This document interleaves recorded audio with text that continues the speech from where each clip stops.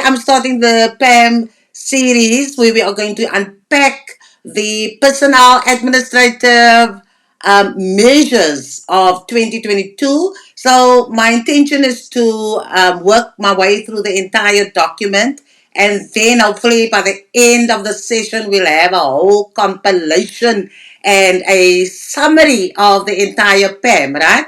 If you're an educator, it is absolutely essential that you do study the PAM document, because the PAM document will outline all the specific regulations that apply to the service conditions of employees, teacher employees in South Africa, and specifically for public educators, right? So the PAM document is applicable to all public educators. So I'm going to run through that, and yes, hopefully you'll enjoy it if you're watching the replay.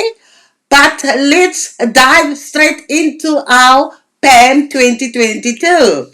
I see there's somebody said a thumbs up. Okay, the thumbs up. Thanks for that. I hope you can enjoy the session. So I'm going to run straight through now to the PAM, and then you can see the PAM 2022. And again, as I just want to unpack it so that it makes sense to everybody, because I'm sure people don't have the time to read the document, but it's essential that you do read, right? You must ensure that you do read the PAM document. Take it with you on holiday. Take it with you when you have some spare time at home.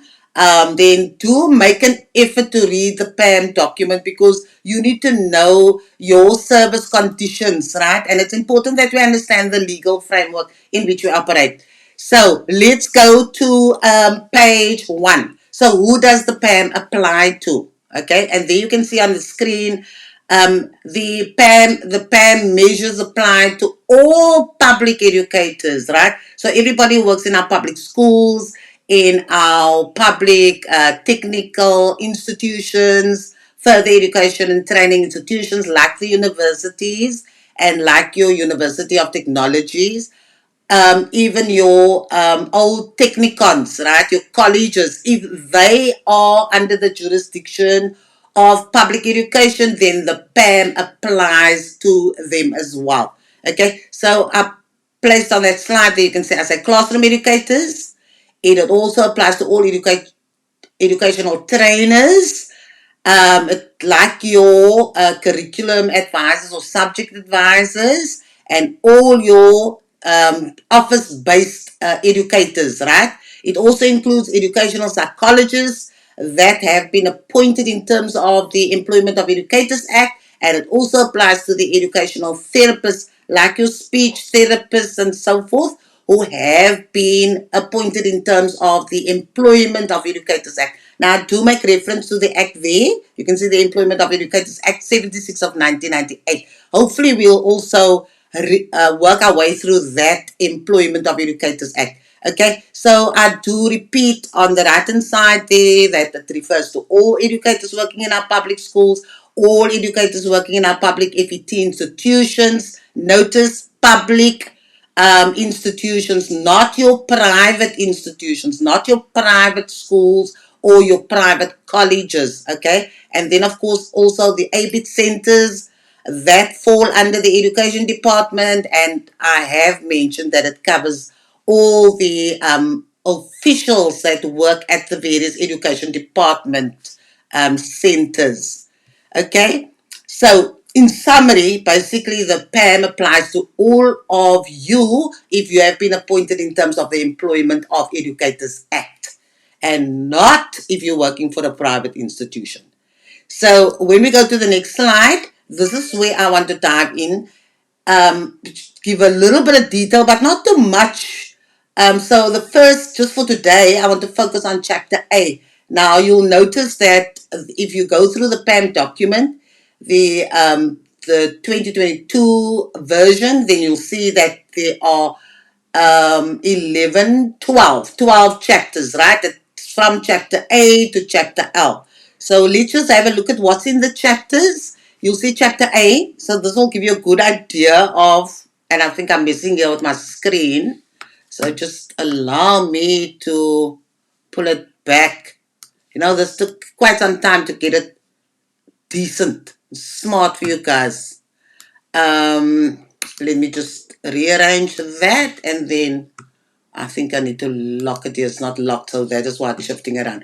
Okay, so chapter A, you'll see, if you go to chapter A of the PAM, you'll see how the post-provisioning is done. You'll see how schools are graded, right? You'll see the workload of educators, and that I've done in a previous video. And you also see all the job descriptions of school-based educators and your office-based educators. That is all under chapter A of the PAM. Then if you go to chapter B, then you'll see, if you want to know anything about appointments, how appointments are done, how transfers take place within the education system, because you can be laterally transferred from one school to another, then you go to chapter B, right? Also, if you want to know anything about salary matters, how salaries are determined, that information will be under chapter B.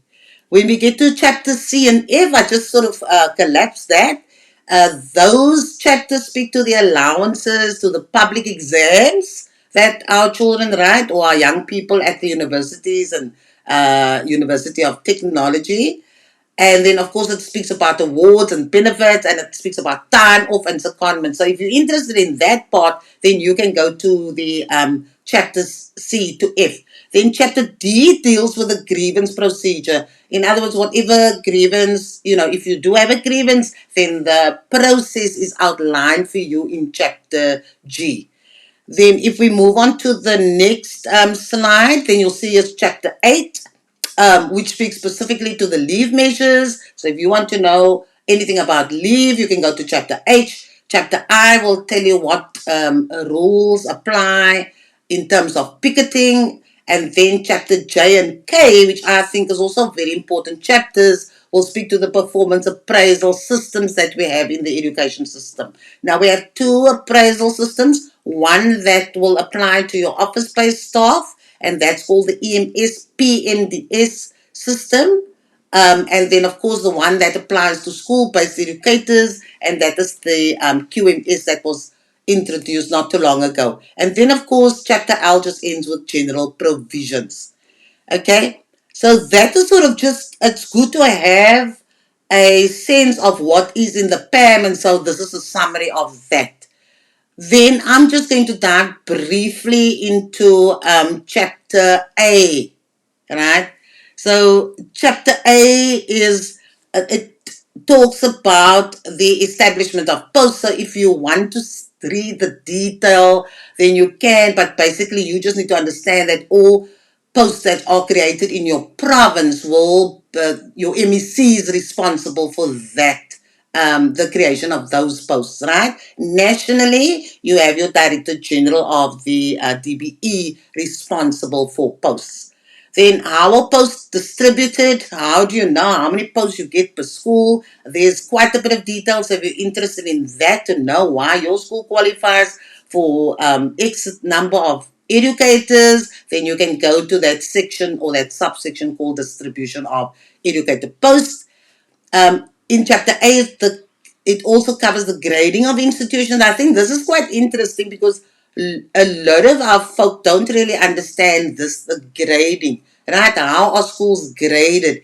And the one important thing is, I think that that you would like to know is the fact that the grading of the school will determine the principal's salary. So all principals do not earn the same salary. It depends on the grading of the school, right? And so that section tells you exactly how schools are graded. Now, the confusion always comes in, especially when people do the performance appraisal. I know schools always, when we used to tell schools, when I used to tell schools that all your principals are on post level 4, right? That's the post level. So all our principals are post level 4. But if you talk about the grading of the school, then the grading is, how is your school described by the education department, as based on the number of educators that you have. So your post grading of your school, or your yes, and your post-level grading as a principal, there's a difference. So I thought that would be interesting for people to understand why all principals must be regarded as being on post-level 4. But if we ask you, what is your school's grading? In other words, are you a P1 school or a P2 school or a P3, 4, and 5 school? Then this is interesting information, right? So it depends on the number of educators you have. So if you're a P1 school, it means you don't have more than 3 educators at the school. If you're a P2 school, it means you've got a maximum of 12 educators. So you have between 4 and 12 educators.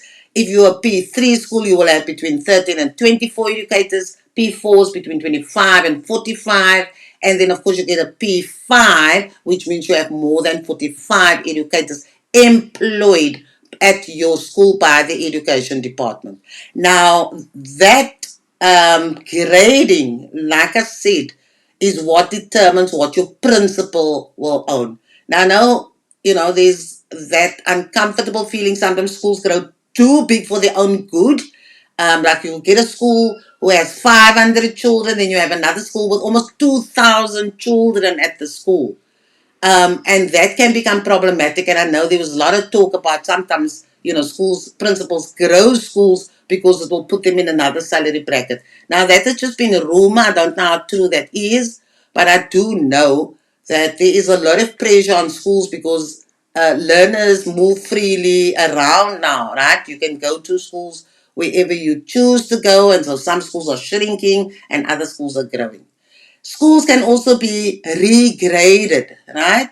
So it depends on how many learners you have. So if you have a certain number of learners, say for P1, and you get a growth in your school now in your learner population, then if that learner growth is consistent over 2 consecutive years, then your school may be upgraded, right? And if you lose students, your school can also be downgraded. So I think it's a nice information to know, especially for those aspiring school management team members, right?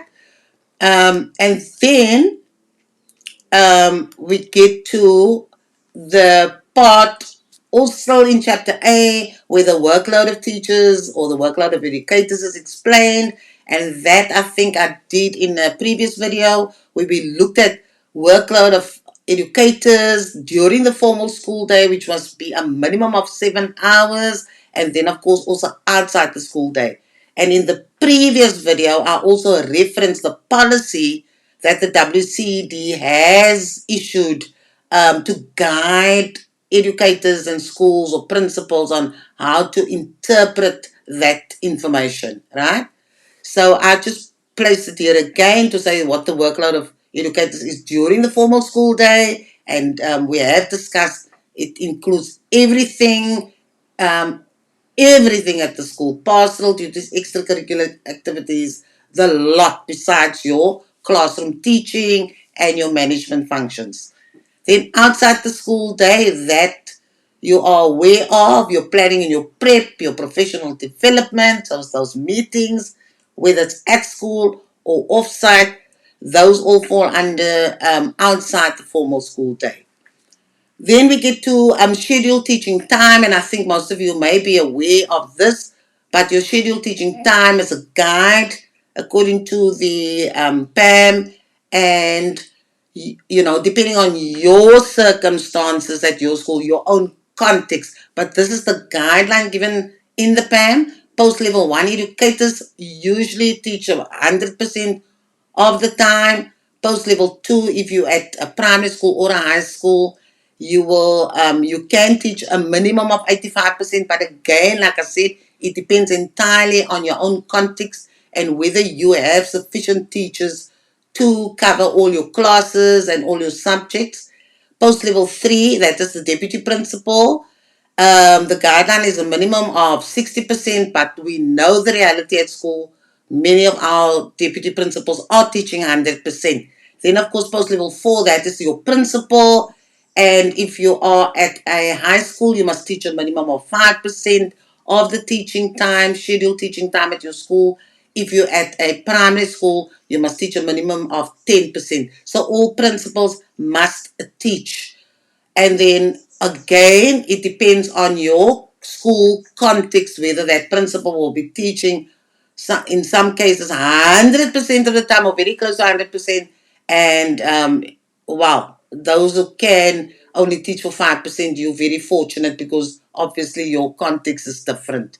Okay, and then the last part in chapter A is the job descriptions. Now, what I find interesting in, I hope my page numbers are not obscuring that.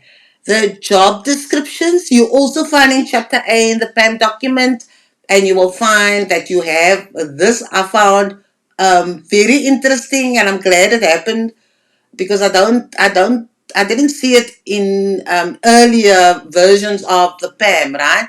So in the PAM, you have the job descriptions of school-based educators. So from post level 1 to post level 4, and now you also have the job descriptions of office-based educators right there in the PAM. So if you have any desire or ambitions to apply to become a subject advisor, or occupy one of the deputy chief education specialist post positions, or you want to become a circuit manager, then those job descriptions are right there at your disposal in the PAM. So I would strongly suggest that you actually have a look at those job descriptions, especially of your office-based staff. Okay, and it's good to know the job descriptions besides, guiding you in terms of your aspirations, your career moves, as you know, that you may want to do, or also that you know what, especially the office based educators are responsible for if they occupy a certain rank, or they have a certain job description. Then those generic job descriptions will give you an indication of what is supposed to happen, what is supposed to be done in terms of providing support, right? And if you have any desire to become one of the senior management team members, a departmental head or a deputy principal or principal, then you can also have a look at those job descriptions, see what the generic job description actually says are the core duties and the responsibilities of the portfolio you would like to fill one day.